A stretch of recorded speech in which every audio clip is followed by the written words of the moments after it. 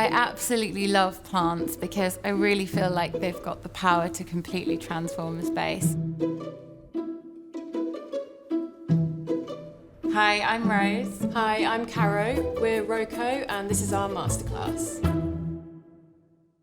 Design for us is about helping people to feel connected to nature in their everyday lives, to help them live more productively and more creatively.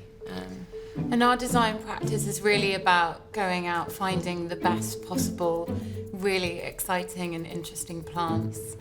And then it's our job to go in, find some beautiful pots and style them in position, either in a residential or a commercial space.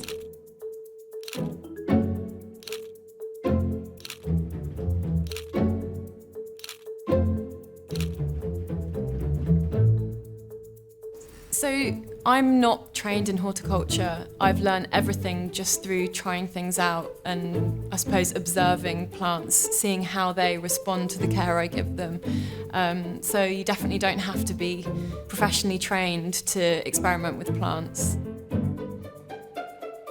There are two aesthetics that I feel really inspired by. The first is this really overgrown look where it almost looks like the space has been reclaimed by nature. It's this kind of almost like post-apocalyptic advance of greenery, which we love. And I think if you want to create a look like that, you can go for vines and plants which you know are going to grow quite quickly, the sort of plants you can train within a space, so perhaps you could train them up a wall, or you could choose trailing plants which you can kind of, over time, you can position them in ways that will, you might want them to go off in one direction and really look like they've taken over.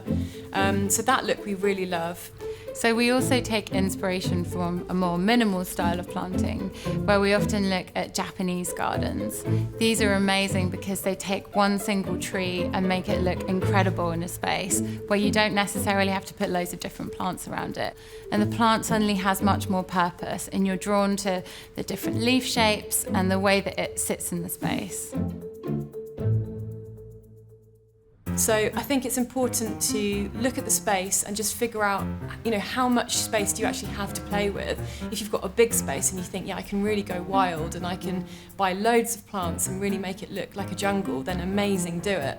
But if you actually don't have that much space to play with, you might want to think about, what's that one plant I can bring in that's going to provide all the impact I need, but not take up my valuable living space?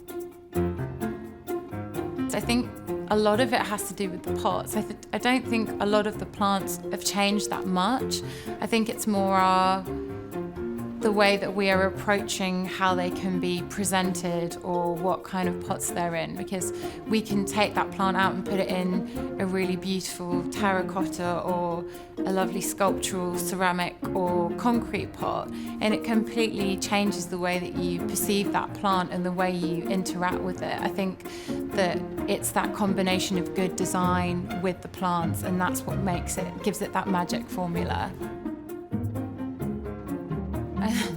I don't think there ever is a right. I think with plants, it's just the way you feel about them, and suddenly something works for you and something works with the furniture that you've got and the colours, and it's really personal. Design is a really personal thing, and I think that it's not hard to do. It's just something that you have to have the confidence from within yourself to know that those things work, and then it's great.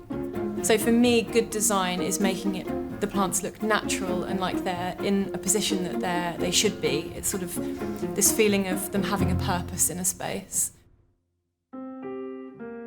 If you're working to a bit of a budget, it can be a little bit daunting thinking about how you're going to fill your space with lots of plants.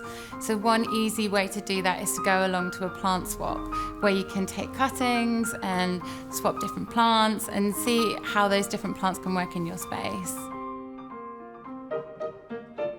I think that for me and for a lot of people, plants sort of symbolise things like love and commitment to a space.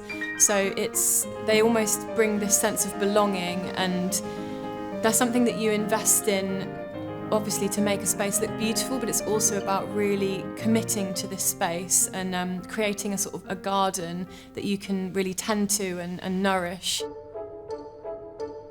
We hope this masterclass helps you to be more bold, more brave with your designs. Don't worry about making mistakes. You'll learn loads along the way. Just have fun with it.